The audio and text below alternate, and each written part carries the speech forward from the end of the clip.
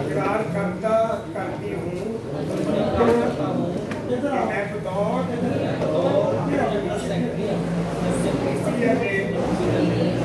अपने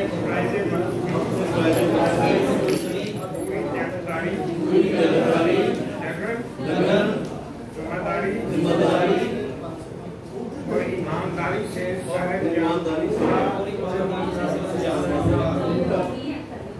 इस सिलसिला में किसी दबाव धमकी और लालच को खाकर में ना लाऊंगा। सादा बराबरी के खिलाफ वो महबूब के लिए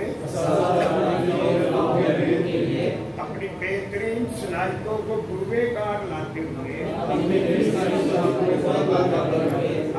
फराइज़ मनसूबी अदा करूँगा।